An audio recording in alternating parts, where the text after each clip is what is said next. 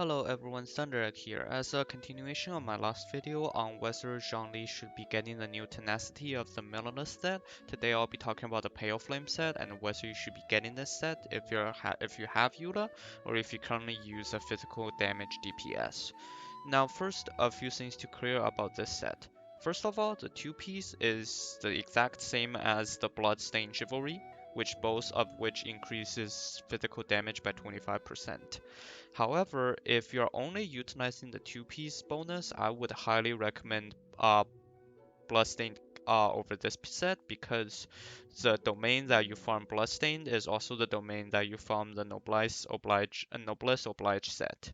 And as far as the characters that can use that set is concerned, Noblesse Oblige is considered the best support set currently in game, whereas not a lot of people can utilize the tenacity of the Minimalist. So if you're just going for the two-piece, I would highly recommend Bloodstained over this. Now let's talk about the four-piece. The four-piece, whenever a skill hits an opponent, attack is increased by 9%, and then if this happens twice, then your two-piece bonus is doubled, which means your two-piece bonus becomes physical damage is increased by 50%, and on top of that, because you have two stacks, your attack is further increased by 18%. This set is clearly designed for Eula because she has the ability to reset her cooldown. However, this set is very difficult to be used on certain characters. So mainly because the effect only lasts 7 seconds. So if you have a character whose E only has one hit, which has a cooldown of 6 seconds, you have to make sure you are hitting the E every 6 seconds to gain the 4-piece benefit. So now let's go over every single character that can play physical DPS in the game and then talk about whether this 4-piece effect is usable on them. So let's start with Rosaria.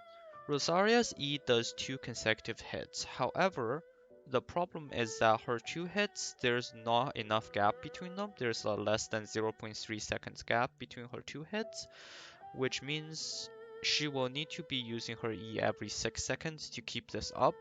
So if you're going for a physical Rosaria build, it might be better to go for 2-piece Pale Flames, 2-piece Bloodstained to keep up the 50% physical damage bonus at all times and just give up the 18% attack increase, which you will have to proc every 6 seconds to keep up. So it's just better to use 2 and 2 and keep a steady 50% damage increase in physical. For Xinyan, even though her E has the ability to hit multiple enemies, however, the animation of her E does not last 0.3 seconds, which means you will have to use 2 E back to back to proc it, which means it is currently impossible for Xinyan to proc the 4-piece effect on this, because her E's cooldown is over 7 seconds, so by the time she procs her second E, the first stack will have already been over. Keqing, on the other hand, has a very big benefit using the 4-piece set. Uh, Essentially, there are 2 ways of playing Keqing using her E. One is to use E to place down the mark and then immediately tap E again, which lets you to teleport to the mark, meanwhile hitting any enemy in the between you and the location of the mark, and afterwards your sword will be infused with electro for about 3 seconds. This style play is generally used by electro Keqings and is not desired here because you want to do physical damage after you use your E to get the physical damage bonus, not electro. So the other way to place your E is tap E to place the marker and then immediately use a charge shot. The charged attack will cause the E marker to explode, which will deal electro damage to enemies around it. However, afterwards your sword will not be infused with electro and you have the ability to do physical. The good thing about this is the fact that the placing of her marker deals some damage, which counts as hitting the opponent, and also her charge attack will also do damage, which counts as damage from elemental skills, hence it's doing electro damage. So it is very easy for Keqing to proc the 4-piece effect. So this is a very good set for her if you're going for a physical Keqing. So for Jean, the only reason to build a physical damage Jean using this rather than a 4-piece Gladiator is if you use her for charged attacks. The 4-piece Gladiator does not buff charge attacks, however, if you use your Jean mainly for Abyss reasons, you'll find she tends to use charge attack a lot in order to control enemies' movement. So in that case, I would recommend a 2-piece Pale Flames, 2-piece Bloodstained for maximum physical damage rather than a 4-piece because again, Jin's E only has one hit and it happens every 6 seconds, so it is very hard to keep up the 4-piece. Fischl, on the other hand, has Oz as an off-field attack source, and all the attack by Oz counts as elemental skill damage, so it is very easy for Fischl to proc the 4-piece. Xiangling is the same, however, Goomba's targeting is a little difficult sometimes, but if you're able to get Goomba to do 2 successful hits, then the 4-piece will be able to be procced, so if you're using a DPS Xiangling, physical DPS Xiangling, 4-piece set would be good on her as well.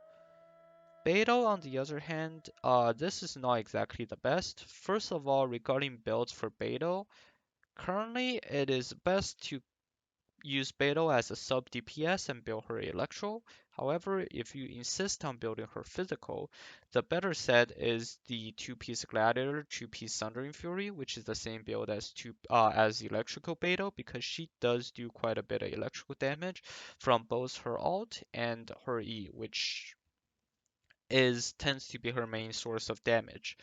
So if you're building Beidou, this set is not recommended. Also, because of the cooldown on her E and her E only doing one hit, it is better to use 2-piece Gladiator, 2-piece Thunder and Fury on Beidou. Similar goes for Razor. Razor's E can only hit 6 seconds at a time, which means you'll need to be proccing it every 6 seconds. So if you're going for a physical building Razor, 2-piece and 2-piece Pale Flames, 2-piece Bloodstain is the better choice. For Kaya, the same goes for Kaya because of the 6 seconds cooldown. It is better to go 2 and 2. Let's talk a bit more about the physical damage and how it works. Currently, out of all the elemental damages in the combo, there's 7 of them, the 6 elements except Dendro and physical damage DPS. Physical damage DPS tends to be the weakest in terms of damage output for specifically 2 reasons. One, physical damage does not cause any elemental reactions, so what number you hit, that's the number you get. There's no bonus on top with proccing elemental damage reactions, so it is very hard to boost the damage. Second, there are very little ways to boost the damage for physical DPS. Currently, there is the physical damage bonus, which you can get from artifacts, the 20% physical resistance decrease from Xiangling's shield, 40% physical damage, 40% physical resistance decrease from Superconduct, which you have to proc using Electro, then Cryo, or the other way around. And that is most of the ways currently to increase the damage for physical. However, when it comes to physical resistance, it is also noted that if you have a physical resistance below 0, the value gets halved, which means it is very hard for you to achieve damage increase with physical resistance. For example, in general, many overworld enemies has about a 10% physical resistance for Helitrolls. Say if you do Superconduct on a Helitroll, then that means the Helitroll's physical resistance is decreased by 40%, originally at 10%, which means now it's at negative 30%.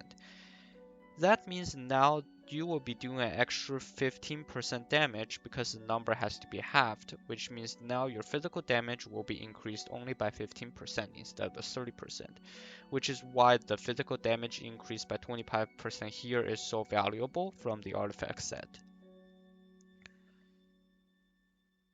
This is also one of the reasons why physical DPS tend to be either from Cryo or Electro Otherwise, you will have to bring a cryo character and the electro character to keep up with the superconduct. Now, finally, do I think this set is worth farming? Of course, if you're going for Eula, this is the best set in slot for her. You should farm this domain. However, if you're not going for Eula, I would recommend the set for physical Keqing, uh, machine gun Fischl, essentially DPS Fischl, and to an extent Xiangling. For everyone else, I believe there is either a better set currently in slot that can work with that is easier to farm, or it is just not worth the effort to farm to keep up the 4 piece by proccing your elemental skill every 6 seconds. So in summary, if you have Xiangling, if you're going for Yuna, definitely farm this domain, because both characters will need the corresponding setting here. However, if you're only going for Yuna, I would recommend farming as well, because this is the best set for her, and any other set in terms of damage would be less by a pretty long shot. However, if you don't have Yuda and you're not building physical Keqing, physical Fischl, or physical Xiangling, I would highly recommend not farming this set. And if you need the 2-piece set bonus, I would recommend farming the Noblesse Oblige set domain, and then take the Bloodstained set from there to cover for the physical damage bonus. That's all I have for you today. Thank you very much for watching. If you like the content, please make sure to like, comment, and subscribe. I'm new to YouTube, so your subscription would mean a lot to help grow my channel. Thank you and have a nice day.